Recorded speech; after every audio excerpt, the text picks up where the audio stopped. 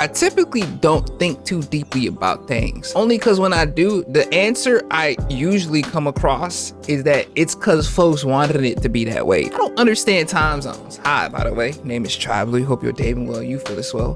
The thing is with time, I always considered time as an irrefutable measurement of the world moving along. Even when I learned about the daylight saving things, that threw me for a great loop. Because how are we just saying, yeah, we're gonna go back an hour, we're gonna go forward an hour? How does that even work? And after doing brief research into that, it made me realize that time is subjective. One thing that I truly don't understand is time zones. What time is it in China right now? It's 5:21 a.m. in China right now. It's Wednesday. It's literally Wednesday in China at this very moment. How is that possible? Sooner or later, every programmer has to deal with time zones. What? And I can't really offer much advice here. I can offer I a ain't no cautionary programmer. tale. I can tell you why you really should never, ever deal with time zones if you can help it. Why? Like, tell me. I'm Let's so imagine curious. that someone has built an application that lets you calculate how many seconds something is in the past. You type in a date and a time, it gives you the number of seconds. And they look at that and think, okay, that kind of works for me, but let's add a little box that lets you change the time zone. So if you're comparing between now in New York and 5 days ago in London, you can work that out. And that's fine. The little drop down lets you change which hour forward or backward of Greenwich you are. Brilliant. Sooner or later, after it gets a bit popular, they'll get a call from Australia. And Australia will say, "G'day, mate." I'm not going to try and do accents. I just shouldn't do accents. Australia will say, "Hello. Hello. By the way, we're 9.5 hours ahead of Greenwich." And the program will go, "Really?" I'll say, yeah, 9.5 hours. So, oh, okay, I'll add a special case for you. That's fine. But how? A little bit later, someone will call from Nepal. And they'll say, "Hello, we're 5.25 hours ahead of Greenwich." And they'll say, "Really?" I say, yeah, we've been that for ages. Yeah, 5.25 hours. Great, okay. And they'll put in a special case, and maybe they'll look up the list of time zones, the canonical list that tells you what everything is, and they'll make sure that they've covered every time zone in the world. The canola oil list? What did this nigga just say? The what? The Canon Eichel list? The canonical. Okay. Put in a special case, and maybe they'll look up the list of time zones, the canonical list that tells you what everything is, and they'll make sure that they've covered every time zone in the world. And then autumn will come along, and we'll get a call from England, and England will say, "Excuse me, we're an hour out at the minute. What's going on?" And they'll work out, "Hold on, the clock's just changed." That's fine. No, we dealt with that. We made a note of when daylight saving changes for us, and we put that in. And England will say, "No, see, daylight saving changes a week earlier for us. It's different depending on where you live. What? We shift our clocks back a week before you do." Why? And at that point, generally the program will start to hold their head in their hands. I'm already and realise stressed. what they've got themselves into. And that's fine. They'll put that in, and they will deal with each country shifting to daylight savings time on a different day. And they'll look at the file that tells them how to do that, and they'll copy all that in. And then they'll get a call from someone in the southern hemisphere again who will say, "Yeah, well, we're not shifting back in the autumn, we shift forward. Our spring is in November." And at that point, they'll generally start looking longingly at their intoxicant of choice. Oh, God, bro. They should have a quick drink before keeping going, and then they'll code that in as well. And then they'll get a call from Samoa, out in the Pacific on the international date line. And Samoa will say, "Hello, yeah, we skipped a day What the the other year." Where And the is program will say, this? "What?" You skipped a day. We skipped a day. We went from December the 29th, 2011 to December the 31st. We shifted from one side of the international date line from being hours and hours behind Greenwich to being hours and hours ahead of Greenwich. It helps us with trading with Australia.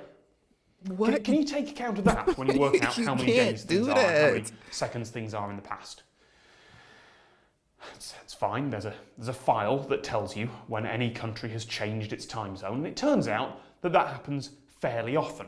But they're announced ahead of schedule, so as long as you keep that file updated and code that into your program's logic as well, it'll be fine.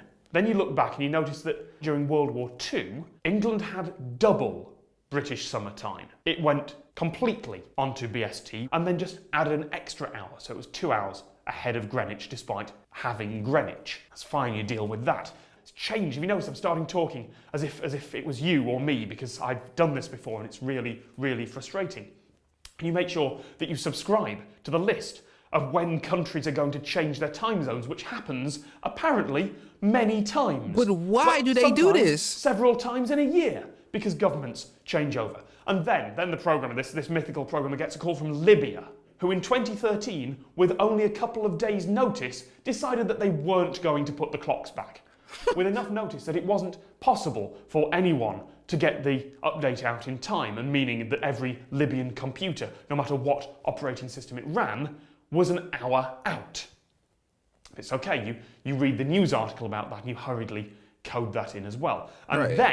then you get a call from the West Bank, where the Israeli population is on a different time zone to the Palestinian population, because one is following Israel and one isn't. They in the same you have spot. two populations of people in the same location who are following different time zones. And now they're all having to ask themselves whether they're on this time zone or this one, depending on who they are and where they are. And there's no way to code that into your program. And then you get a call from it's the over. historian. I quit. Who says, I'm done. Right, I'm trying to calculate some times You could suck back it. in the 18th century. I quit. And we changed from the Julian calendar to the Gregorian calendar. What does that And mean? it's not that we lost about 3 weeks. It's just that we skipped right from this date to this date and missed the others. What the fuck? And can you code it so that it just kind of works that out for me? And it's fine because someone else has already told you when those dates are, and you can code that into your program's logic as well. But now it's looking really long and really complicated. It's a tangled mess of spaghetti code that somehow works out. And then you get a call from the Russian historian who says, yeah, we only changed the Gregorian calendar in the 20th century. And it turns out the dates that you skip change depending on your location. And can you deal with that as well? And then you get a call from the British historian who says that I'm until stressed. I think it was the 16th century, I don't even know, bruh. started It's over. on the 25th of March. Just to blow your mind there. What? On the 24th of March, 924, and then it will be the 25th of March, 925, and that is the next day, because you have gone from December 31st, 924 to January the 1st, 924, because it goes in that order and it's massively complicated. And then you get the... What? That's not right. Depending on your location, and can you deal with that as well? And then you get a call from the British historian who says that until, I think it was the 16th century, the year started on the 25th of March. That's just to blow your mind stupid. there. On the 24th of March. Shouts out to my UK tribe members. 924. But that's crazy. And then it will be the 25th of March, 925, and that is the next day, because you have gone from December 31st, 924 to January the 1st, 924, because it goes in that order and it's massively complicated. And then you get the call from the astrophysicist. What? Who says, by the way, we just had a leap second. What the fuck do that mean, And my at this nigga? point, you just kind of go, what? What is, like, are we... Leap seconds. Because the Earth does not rotate at a constant speed. It slows down, it speeds up as tectonic plates move about and magnetic fields shift or something like that. And so occasionally, the International Astronomical Union will work out whether we need a leap second. We got an And astronomical if you union? do, the clocks go 23, 59, 58, and then it's 23, 59, 59, and then instead of going like any sensible time zone would, it goes 23, 59, 60. What? And everything breaks because suddenly you have 61 seconds in a... That feels wrong. That feels wrong. That feels wrong. That Loki sent chills down my spine, bro. Like any sensible time zone would, it goes 23, 59, 60, and everything breaks because suddenly you have 61 seconds in a minute. So depending on your implementation, either your clock gets 1 second out of sync with the rest of the world, or it repeats a second. The way you're meant to deal with this is something called the Unix timestamp. I'm already lost, I think bro. I've talked about this before, that you have this number that started at the first exact second of 1970 and increments 1 second per second, constantly, tick, tick, tick. And that's great because what you're meant to do is you take whatever date has been given you and you calculate that as a Unix timestamp and you put that into your database. And that'll just deal with leap seconds, except it doesn't. Of course it doesn't.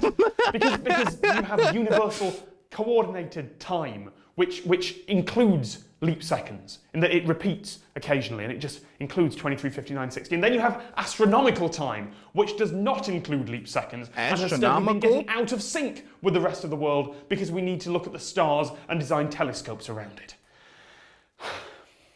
Yeah, what you learn after dealing with time zones is that what you do is you put away your code. You don't try and write anything. Burn that shit down. You look at the people who have been there before you. You look at the first people, the people who have dealt with this before, the people who have built the spaghetti code, and you go to them and you thank them very much for making it open source. And you give them credit, and you take what they have made, and you put it in your program, and you never ever look at it again. Because that way lies madness. I ain't gonna lie. Google actually has a really, really good approach to leap seconds that they invented themselves. There's an article about it on their blog, I think, that explains it. And they do something called a leap smear. Because having 61 seconds in a minute, or because having a clock tick back a second, can be really, really bad for massive agencies that sort of have to synchronize everything really precisely and have to trust that one. Yeah. So 2 hours would be 122 minutes instead of 120 minutes. Nah, that throw me off. I can't, bro.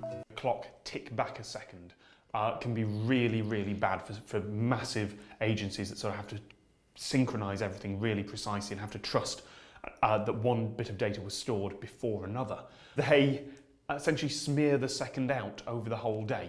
They increase their clock by a microsecond at a time, tick, tick, tick, tick, tick, all the way through the day, so that it's sometimes maybe even half a second out from reality. But as long as everything on their servers is half a second out, it's built to be out of sync with the world, as long as it knows that one thing happened before another. Like having continuity is more important than actually having accurate time. Oh, this don't answer my question as to why it's like that though. Like, why is time so subjective to what people want it to be in their countries? How to calculate time zones? In the old days, each town would keep their own times, with a town clock being set to noon when the sun reached its highest point in the sky. However, by the late 19th century, rail had begun to move people across great distances. Schedules became very confusing, as each stop was based on a different town's time. Thus, a need emerged to standardise time so rail could operate more efficiently. In 1884, delegates from 26 countries met in Washington, D.C. to agree on a prime meridian as a common 0 point for longitude. Switzerland, Sweden. What other place got tribe members? Brazil. I think Denmark. Definitely the U.S. Great Britain. Yeah. Maybe Colombia. The result was Greenwich, England, being selected as the international standard for 0 degrees longitude and established the 24 time zones. There's 24? Today, most countries follow the hourly deviations, though they do not always align with longitudes for reasons such as keeping the entire country in one time zone or altering times at certain times of the year, for example, daylight savings time. Time zones are based on the fact that the Earth moves 15 degrees longitude each hour. Since there are 24 hours in a day, there are 24 standard time zones. Time zones are counted from the prime meridian, which is 0 degrees longitude. Each time zone is counted at 15-degree intervals and extends 7.5 degrees either side of the central meridian. For example, Sydney, Australia, lies in the 150 degrees east central meridian, and the time zone includes all locations between 142.5 degrees east and 157.5 degrees east. Now, I will show you how to calculate time I'm not zones. trying to, no. I'm not trying to calculate it. I'm trying to understand why it's like this, bruh. This video was made possible by The Crew 2, a new open-world racing game from Ubisoft. More about with different times and different schedules none of us can escape from, and all of us around the world live with different times and different schedules. Planning these times and schedules can get complicated when you board a plane or travel some other way between different time zones. Like when you fly between New York City and Los Angeles, where you would have to adjust your clock back 3 hours upon arriving in LA. But some other trips around the world can get way more complicated than that, thanks to how badly we've messed around with the global time zones. In a perfect world, our planet would be divided between 24 equal time zones, each representing 1 hour of the day. But we don't live in that world. We live in a world where countries, borders, and politics exist that have horribly skewed this perfect ideal into something that looks more like this. And here are the most extreme examples of the oddities you can find using this map. Let's start off with Spain, which despite being in the same general longitude as Britain, Ireland, and Portugal remains 1 hour ahead of those countries. This means that you can fly from London and travel west to Madrid and still have to move your clock 1 hour ahead instead of backwards. The reason that's the case is because Francisco Franco said so back in 1940 when he moved Spain's time ahead an hour to be closer to Nazi Germany, and over 70 years later they've still just decided to never change it back. And speaking of countries that have made questionable decisions regarding their time zones, China is probably the weirdest. Normally, China is large enough to cover 5 different time zones in the ideal world, but in reality the Chinese government has decided that all of China is just simply one time zone that follows Beijing time. They did this in an attempt to create a sense of national unity across the country, but it's had the unintended consequence of messing with people's lives in the western part. Imagine for a moment if the United States just declared that the time in Washington, D.C. was now the time across the entire US. This is a pretty similar case, and the people in the western parts of China are about 2 hours behind Beijing in real terms. This messes with workers' productivity in the area, and it means that if you have a normal 9-to-5 job, you can either effectively go into work at 7 a.m. and leave at 3 p.m., or you can adjust your schedule and go into work at 11 a.m. and work until 7 p.m. A few years ago, Apple randomly switched users' time zones in this area to the unofficial time zones they were using to get by, and caused many people to accidentally sleep in for 2 extra hours. And as a final weird consequence of this policy, you can walk across this very tiny border from China into Afghanistan and have to set your clock back a full 3.5 hours after crossing, which is a bigger time difference than traveling all the way from Boston to Los Angeles you can achieve by just walking a few minutes. Next up is how weird the international dateline looks in the Pacific. Again, in theory, the international dateline would be a straight line with a 24-hour time difference on either side of it. While the Pacific here is mostly empty, there are a few islands and land chunks that curve the line pretty dramatically in some places. Like here in Samoa, where the government decided to completely skip December 30th, 2011 and move the country forward an entire day. Besides them not liking LeBron and wanting to skip his birthday, the other reason they decided to do that was because way back in 1892, the Samoan king moved the country east of the dateline in order to be closer connected to the US. But over 100 years since then, Samoa's economy grew closer to Australia and New Zealand instead, despite being 21 hours ahead in time from Sydney. So in 2011, they changed it back to how things were before 1892. But this created another awkward situation in neighboring American Samoa just 70 kilometers away, which stuck with being east of the dateline, which makes a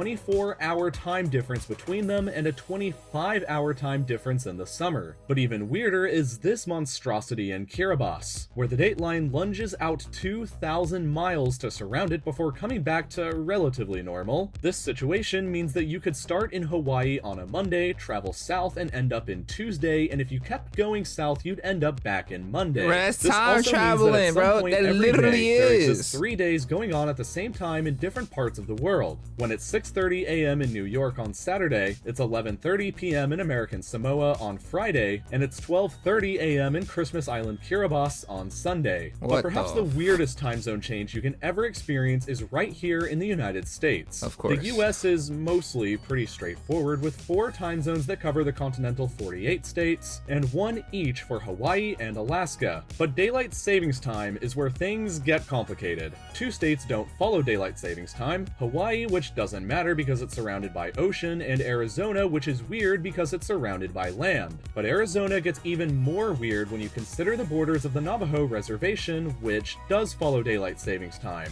This is even further complicated by the Hopi Reservation, which is totally surrounded by the Navajo Reservation, and like the rest of Arizona, decides to not got a follow reservation? daylight savings time. But the Navajo Reservation has an enclave inside of the Hopi Reservation, which creates a time zone map of Arizona during daylight savings time that looks like this. In theory, you could drive in a straight line and hit all of these spots and have to change your clock an hour back and forth 7 times, all while driving inside of the same state. And while road trips like this one can be a lot of fun, you may want to test out driving in a game first, like The Crew 2, which is entirely open world, meaning they recreated the entire US and you can drive and race through all of it. Not only in cars, but also boats, seamless ad motorcycles, transition. and Oh my planes. God. As somebody who's really Go passionate ahead, about get both your video chicken. games and driving, I really enjoyed playing this, and if you're into love car car games or racing racing games. games, I'm sure you will too. If Interested. you think you're interested in playing this, there's a link in the description where you can check it out next. This shit Thank you so multiplayer? much for watching, and I'll see you next week for another new video then.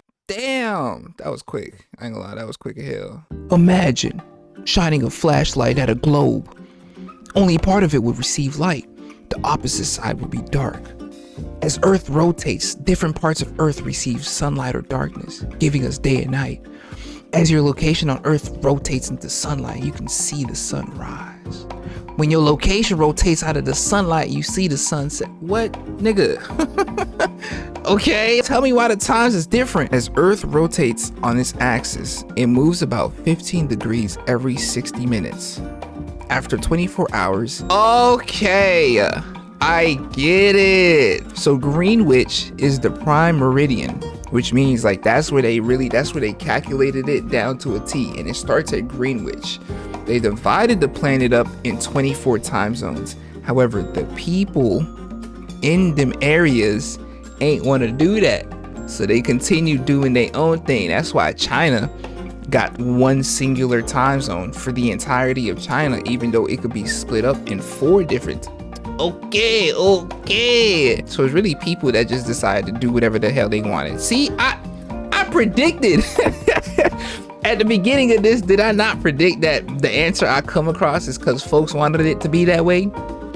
Alright, so this is gonna be a 2 for 1. You know what I'm saying? If you came for the time zones portion of the video, then yeah, I figured out my answer. It's because folks is tripping. It's because folks is tripping, bro. They wanted it to be that way, so that's what it is. That's the end of that portion of this video. I saw this title and I wanted to go to North Korea. I've been banned, not by North Korea, but from the tribe. The tribe has banned me from North Korea. They said that I can't go. If I do go, I'm probably gonna die because I'm not bound down to nobody. So the tribe vehemently said no.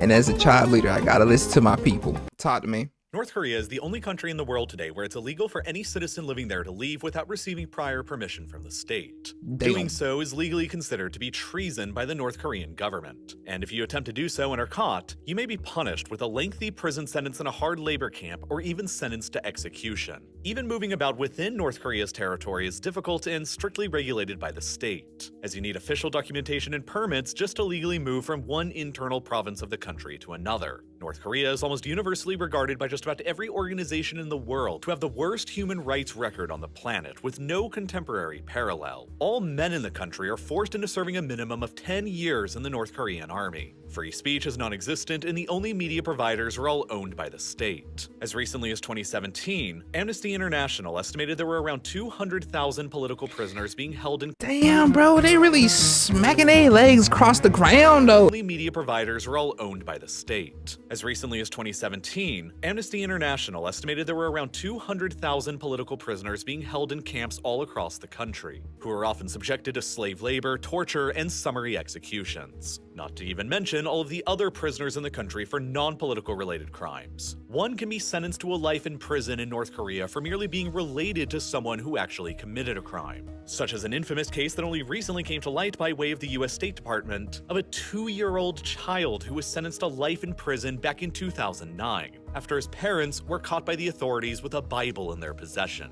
a piece of foreign contraband that had been illegally smuggled into the country. All foreign media and content from the outside world has been strictly outlawed within North Korea for decades, child? with various penalties being dealt out to anyone caught smuggling such content in, distributing it, or consuming it, up to and including life in prison and death. North Korea is one of only 4 countries remaining in the world that routinely carries out public execution of prisoners, with the only others being Iran, Saudi Arabia, and Somalia. It also has historically been extremely difficult for any foreigners to get permission to get into the country, and whenever they have been allowed in, they are permanently placed under intense levels of surveillance the entire time they are within, and only Damn. taken on highly curated tours where they are only shown what the regime wants to be shown. Sometimes foreigners who visit are even killed when they run astray of any number of the regime's arbitrary laws. Oh, nah. Like Oh, Otto nah. Warmbier. I would have got then there. What? Nah, you see them folks bowing to them statues, bruh? That's literally against everything. Wants to be shown. Sometimes foreigners who visit are even killed when they run astray of any number of the regime's arbitrary laws, like Otto Warmbier, an American man who was visiting North Korea as a tourist back in 2016, who was arrested after allegedly attempting to steal a propaganda poster from the wall of his hotel, a crime for which he was later sentenced to 15 years of hard labor in a prison camp. He was Damn. returned to the United States a little over a year later in a vegetative state with little else in camp. What's wrong Crime with for him? which he was later sentenced to 15 years of What hard did they labor do to in a prison him? camp. He was returned to the United States a little over a year later in a vegetative state with little explanation, and died only days later. As a result of all of this, North Korea has long been regarded as the most isolated and secretive country that exists in the contemporary world, and the most difficult country to get anything or anyone into or out from. Escaping out of the country or smuggling illicit material into the country has always been difficult for a wide variety of reasons, but it all Blah. starts with North Korea's rather unique geography. For many decades, the Kim dynasty in the country have worked tirelessly to essentially transform North Korea into a de facto island, completely separated and removed from the rest of the outside world. To their east and their west, this was already granted by geography in the form of the Sea of Japan and the Yellow Sea. Escaping out of the country across either of these seas is incredibly challenging, because boats are very hard to come by within the country, and the North Korean Navy maintains routine patrols all along the coasts, especially near to North Korea's southernmost territories next door to South Korea. South Korea itself, obviously, is the #1 location the North Korean defectors attempt their escapes to, mostly because not only is South Korea a vastly wealthier and more developed country, but the South Korean government also officially considers that all of the native Koreans of the entire Korean peninsula are her own citizens, including all of North Korea's 25 million residents. Any Damn. North Korean who can make their way into South Korea is automatically considered a South Korean citizen,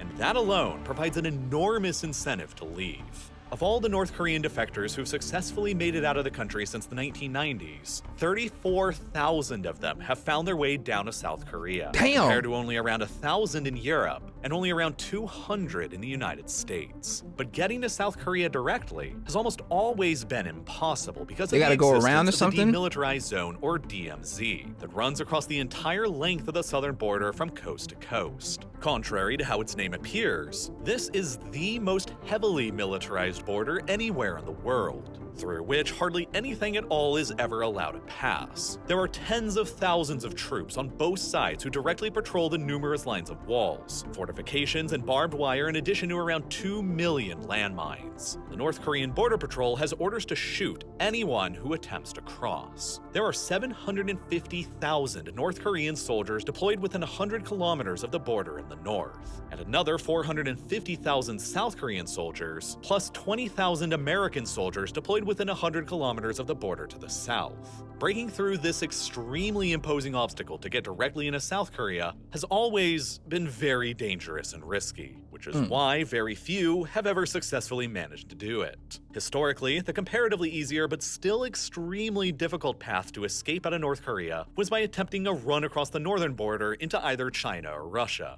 At the same time, this was also historically the easiest border to smuggle illicit contraband into North Korea from as well. You see, North Korea maintains an official military alliance with China, and while relations have often still been strained between the two, they are nothing like the outright hostility seen on North Korea's southern border. As a result, there is little need for North Korea to keep hundreds of thousands of soldiers deployed here, because the risk of an invasion coming from China is fairly minimal. Simultaneously, North Korea's border with Russia is very tiny, at only about 17 kilometers. And North Korea's relations with Russia are also similarly warm, so there's never really been a big need to park soldiers along the small border here to deter a potential Russian invasion.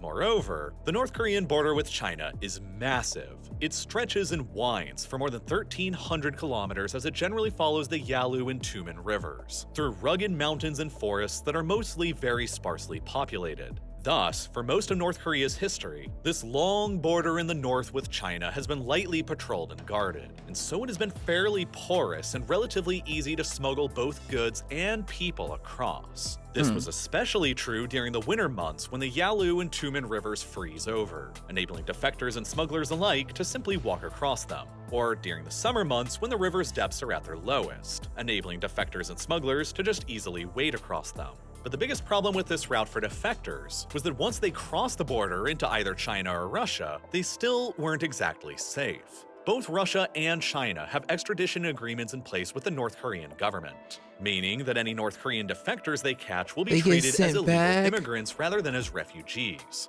and deported back to North Korea, where they will face immediate imprisonment and potentially even execution. That's why for nearly every defector who did escape across the border into China or Russia, the goal wasn't to stay there, but to eventually make their way into a neighboring safe country, which there are precious few of. Myanmar and Laos were always out because, just like China and Russia, they will immediately deport any North Korean defector they catch in their territories right back to North Korea. For the most part, that only left Mongolia, Thailand, or Vietnam as nearby safe countries the defectors could flee towards because, since South Korea considers all North Koreans to be their own citizens as well, these three countries will deport any North Korean defectors they catch to South Korea instead. So the plan for defectors was to always cross the porous mountainous border into China, and then, eventually, gradually, make their ways to Mongolia, Thailand, or Vietnam, where they would then immediately surrender to the local authorities there and get deported on a plane to safety and a new life in South Korea. Defections out of North Korea only truly began to spike, however, in the 1990s after the Soviet Union collapsed at the end of 1991, which had been the primary financial supporter of the North Korean regime. Then, with its primary financial benefactor and supporter gone, and heavy financial sanctions placed upon it by the United States, Japan, and South Korea, North Korea suddenly found its economy and agriculture unsustainable. With very little money and hardly any ability to import farming equipment or fertilizer, with food imports from the Soviet Union gone, with exacerbating droughts and floods, and with a base of less than 20% of their land even being considered arable in the first place, North Korea couldn't acquire enough food to sustain its entire population. But why it seem like their economy is prosperous now? The military weapons is not cheap, bro. They got parades going on and whatnot. Is their economy like secretly floundering, or are they actually just doing good for some reason? What do they have? They have nuclear weapons, don't they? How do they have nuclear weapons? North Korea couldn't acquire enough food to sustain its entire population, and the worst famine in the country's entire history followed. Because of the North Korean government's incredible levels of secrecy, nobody really knows exactly how bad the famine during the 1990s was, but estimates range from about 300,000 deaths on the lower end to as many as 3.5 million on the higher end, across only 4 years between 1994 and 1998. Nigga, is that not a With masses of genocide? people desperate to escape from the famine, defections out of North Korea consequently began to spike. And, sensing an opportunity to make some money, a class of entrepreneurial smugglers in North Korea arose as well, who began smuggling in much-needed items like food and medicine, but also illicit contraband like Western and South Korean movies, TV shows, and books. By the early 2000s, thousands of North Koreans were successfully defecting out of the country every single year, and the vast majority of them were escaping across the northern border into China, making their way eventually to Thailand, Vietnam, or Mongolia, and getting themselves deported from there to South Korea. The number of defectors steadily continued increasing year after year long after the Great Famine had ended, until they reached a peak in 2009, when a total of 2,914 North Koreans successfully managed to find their ways down into South Korea, the largest number to ever defect in a single year. Why did the number decrease? Of the Korean War back in the 1950s. I'm sure you're going to tell me. Defections out of the country remained high in both 2010 and 2011, with over 2,000 taking place each of those years. But then, at the very end of 2011, something different happened. Right. A man who had ruled North Korea as the supreme leader ever since 1994 suddenly died in December, and his son, Kim Jong-un, succeeded him. And ever since taking power back then at the end of 2011, Kim Jong-un has worked tirelessly to crack down on both defections and smuggling within his kingdom. Signal jammers began getting installed all across the northern frontiers and remote mountain passes to block out foreign cell and satellite signals. Intelligence monitoring of phone calls in the northern areas were increased, while more border fences were being built up and patrols increased. Simultaneously, things were changing in both Russia and China as well. In 2014, Russia signed an agreement with North Korea that they would begin deporting any defectors they caught in the country back, essentially eliminating Russia as a viable country for would-be defectors to escape into once and for all. Meanwhile, China began increasingly developing its own massive surveillance state apparatuses after the passing of the PRC cybersecurity law in 2016. What is Within that? just 4 years from then, by 2020, the Chinese had likely increased the number of their surveillance cameras operating all across the country to more than 620 million. More than 12 times as many surveillance cameras operating across the United States, combined with increasingly rigorous monitoring of internet and cell services, since China has always treated all North Korean defectors as illegal immigrants. These sweeping changes to surveillance in China made it far easier for the Chinese authorities to detect them in the country, while they were trying to make it across to the safer countries in Thailand, Vietnam, or Mongolia, and made their journeys significantly more dangerous and risky than they had ever been before. To compensate for the increased levels of risk that were developing, brokers and human traffickers within China who often helped North Korean defectors escape began charging more and more money to do so. Back in 2007, the average price that a broker in China would charge to help a North Korean defector escape to Thailand or Vietnam was around $2,000. A lot of money for the average North Korean, but still theoretically doable. But by 2012, shortly after Kim Jong-un took power, the price had doubled to around $4,000. By 2015, the price the brokers were charging had doubled again to about $8,000. And by 2017, the prices were anywhere between $13,000 and $16,000 per each defector. Because most North Koreans earn less than $2,000 a year, saving up those kinds of sums to escape would take them years or even decades of scraping by to do. So it became no longer realistic for most to hire a broker to help them unless they already had family members who had escaped before them who could save up the money on their behalf with higher paying jobs in developed economies like South Korea.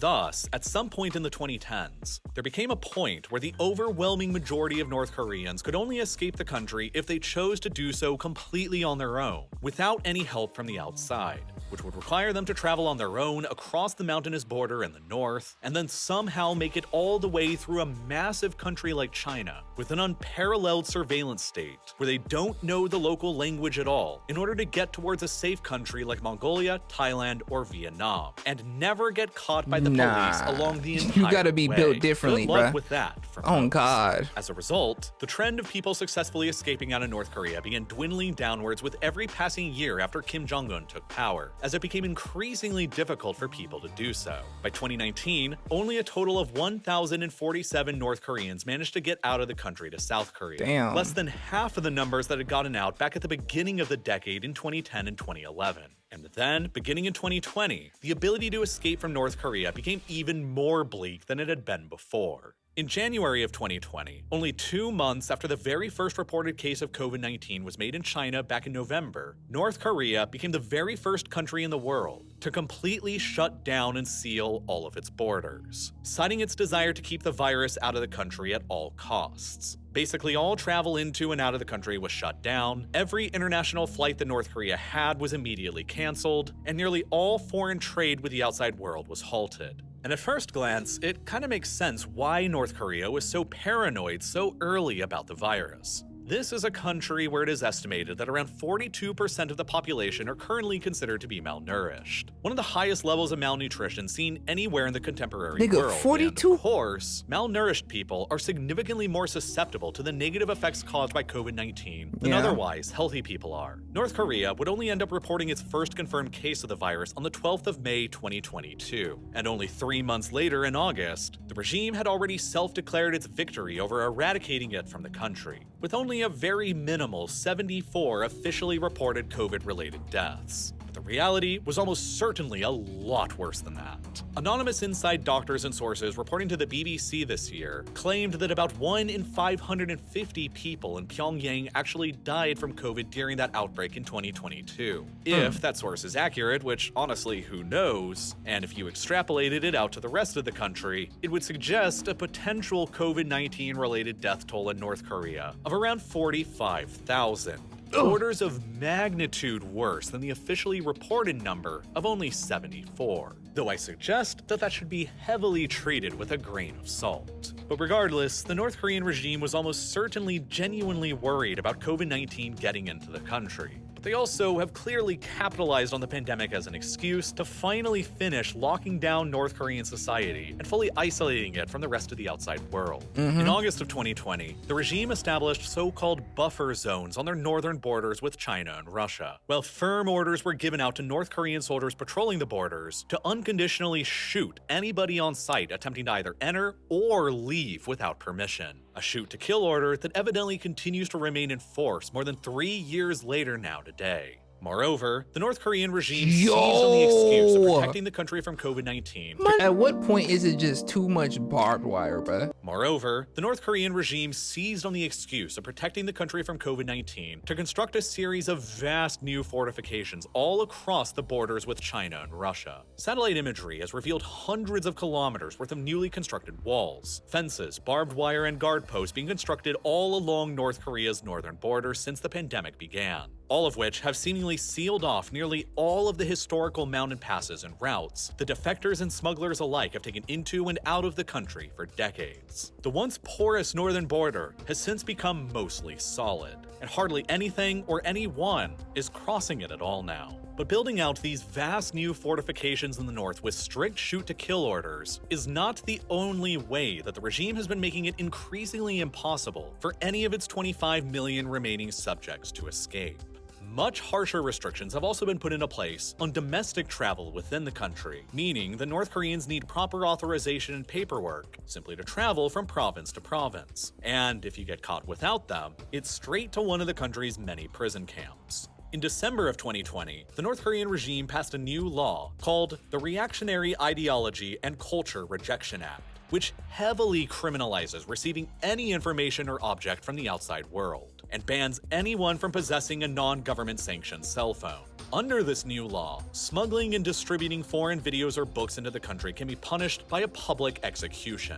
Even simply being caught watching a foreign video or reading a foreign book can be punished with a 10-year prison sentence to hard labor under this new law. Historically, foreign films and shows like South Korean K-dramas or dubbed American movies were smuggled in from China across the northern border on micro SD cards and then sold and watched in secret. But evidently, since the new extremely harsh laws were passed at the end of 2020 and the northern border got much more heavily sealed, these smuggled foreign films and movies into the country have virtually stopped entirely. Moreover, defections out of the country have virtually ground to a halt since the pandemic began as well. In 2020, there were only a grand total of 229 successful defections out of the country to South Korea, a tenth of the amount that were seen only a decade previously. And Damn. then 2021 and 2022 saw even less, with only 63 and 67 successful defection attempts taking place throughout the entire years. The lowest levels ever seen in North Korea's entire history as a state since 1948. And so far this year in 2023, the trend is looking to be pretty similar, as the entire first quarter between January and March, some of the best months to escape when the northern rivers are frozen over, only recorded a paltry 34 successful defections taking place. All of this is in comparison to the thousands of successful defections that were taking place every single year back in the early 2000s and 2010s.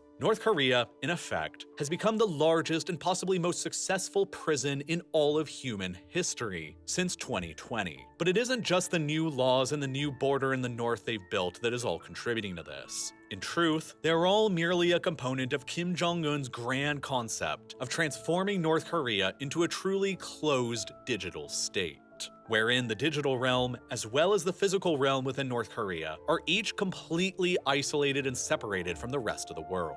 This has been a long-time project of the North Korean state in the making. The phones that you can get in North Korea, for example, work very differently than the phones you're used to. State-sanctioned phones from North Korean state-owned companies are the only ones that you can legally possess. They can't connect to the internet, and they can't make international phone calls outside of North Korea. Moreover, they have state-sanctioned software installed on them that cannot possibly be removed, and that disables all foreign files, apps, clips, and text or sound files that were not created on North Korea's own state-owned operating system, called Red Star. These North Korean phones will also continually and randomly take screenshots of messages and activity history that cannot possibly be deleted. And What the inspections of hell? the phone are mandatory by the North Korean police. In essence, these phones are only usable within North Korea and can only be used in ways that the North Korean regime deems acceptable. But foreign-made phones from the outside world smuggled in across the northern border were always problematic to the Kim regime's desire for this truly closed-off digital state. Foreign-made phones could actually make calls to the outside world,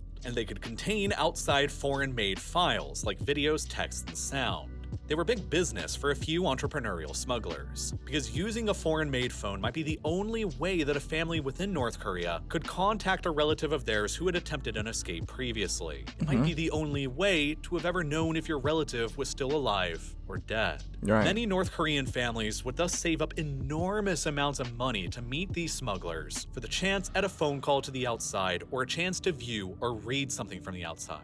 But no longer. By slamming shut the border and increasing the harshness of its laws, the North Korean regime has probably destroyed this smuggling process that was undermining its closed digital state ambition once and for all. And as the risks for getting defectors out have increased, so have the prices that the brokers are charging to try and help.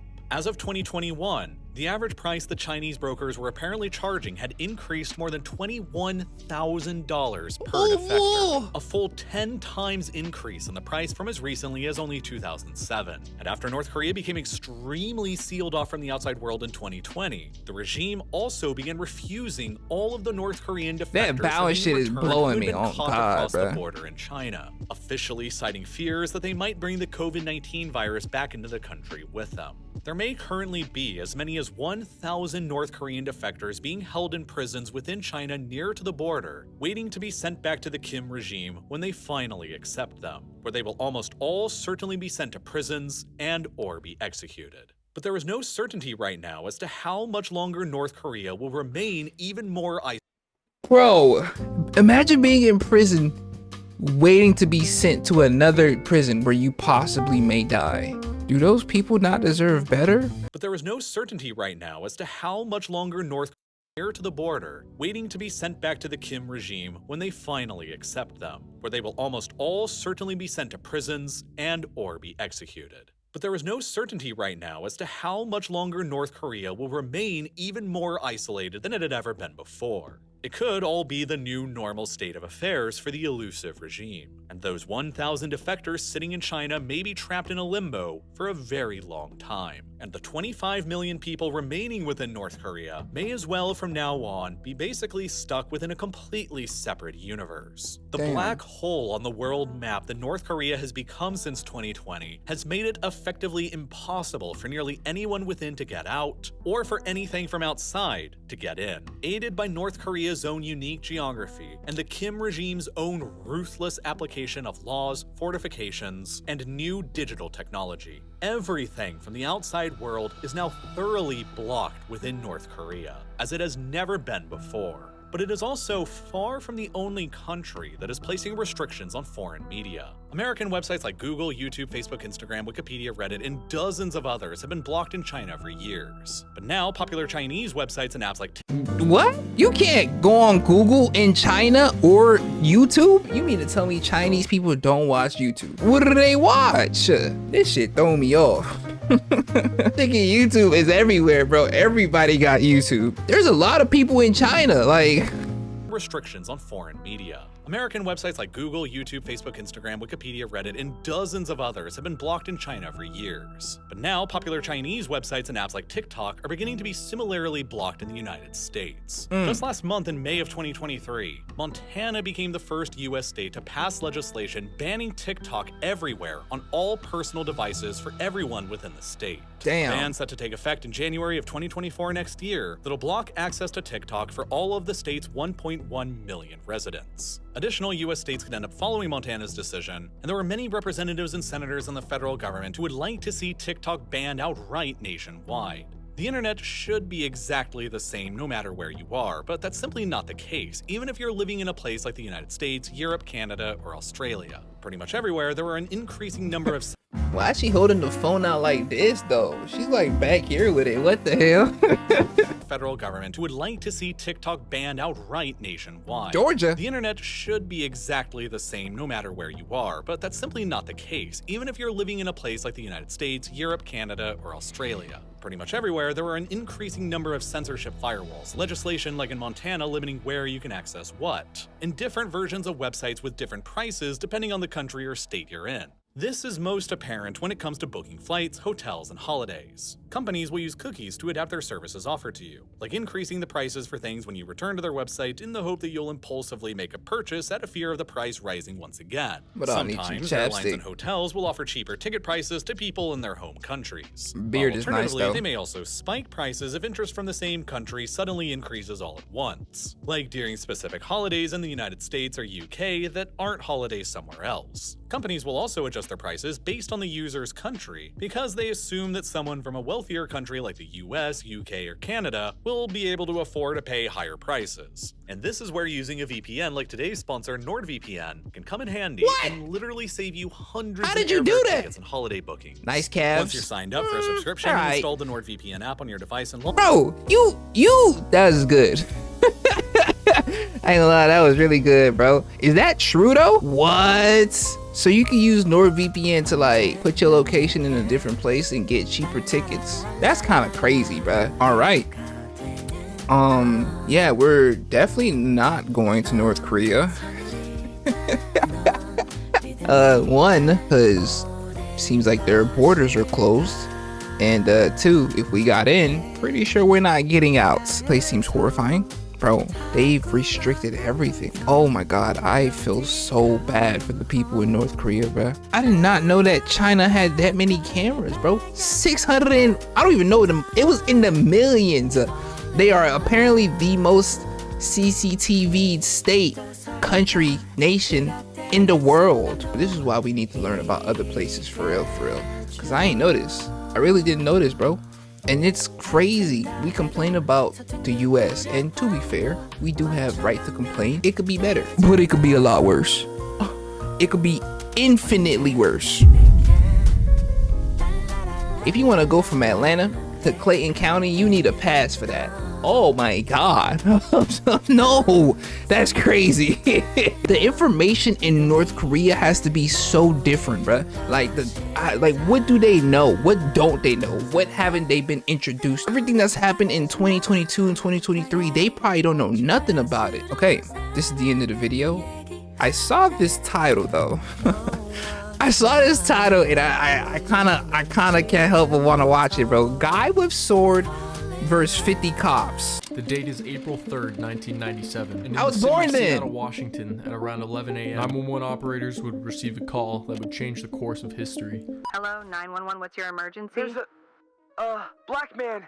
He's carrying something that looks like a samurai sword. Okay, calm down. Please don't racial profile.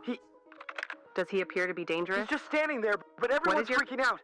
What is your current location? 2nd and Pike. Okay, I want you to stay on the line. I'm going to alert law enforcement of the situation. Just send help now, please. Calm for me, okay? Yes, I'm very calm. This call triggered an 11-hour standoff, which would forever immortalize the name of the Seattle Street Samurai. Off the tear gas. The man refuses to surrender his weapon without a fight. There's talks about this guy online, but they're from forever ago. So I just thought I'd make a contribution by putting this amazing story in a digestible Who this cool-ass video nigga? format. I was genuinely floored to see that nobody had made a video about this, because this is insane. With nothing but sunglasses and a samurai sword to his name, this man held off realest an nigga army of I've police ever officers seen in my for life. 11 hours. He withstood everything from getting shot to receiving a bribe in the What form the of fuck? a Big Mac, and just stood there. His name is Tony Allison, but on this day he insisted that everybody, including the police, refer to him as Apollo, and it all started with him doing nothing. Yeah, it didn't actually start with that 911 call. That was fake. Yeah, I could tell. Right. It was actually an off-duty police officer, and he was alerted about a man in camo pants and a leather jacket that was quote-unquote disturbing. So this off-duty police officer decides to follow him from Pike's Place Market to the corner of 2nd and Pike. Which, bro, you're off-duty.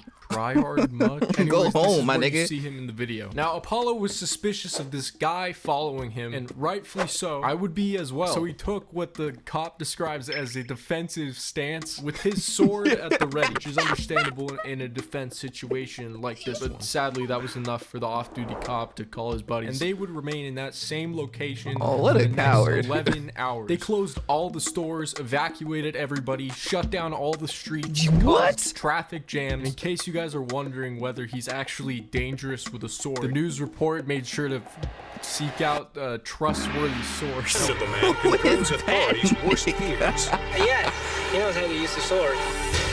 When the cops got there, apparently they tried to bribe the samurai sword out of his hand with a glorious sum of $50. I want you to take one look at this. You gonna have to pay me more than that. I ain't gonna lie, bro. Defensive stance. No, but actually, verbally, he didn't say anything for the entire 11-hour standoff, except mentioning he had brothers in China and Russia, and correcting police officers when they wouldn't refer to him as Apollo. He also said that he was possessed by demons and wanted to kill them. He talked about Satan. He talked about his brothers in Russia and China, but he never really engaged the negotiator. But yeah, he just refused to drop the sword. I don't know, I couldn't imagine why. However, the police did not give up here. Nah, they went back to the drawing board and came up with another offer. Now, I can't make this shit. It's your McDonald's Big Mac. You've got a taste. They offered him a Big Mac. No, I'm serious, this is real. They offered him McDonald's. This is targeted. Then they assumed since he was unmoved by this, he must have a mental health issue. So they tried triggering schizophrenic urges. Of course, he was unmoved by these childish tricks and continued to stand his ground. So the police weren't sure what to do next, since he wasn't attacking anybody. But they had to get the sword out of his hand. They thought about throwing a net over him. They shot him with tranquilizer darts, which had no effect. They also shot him with those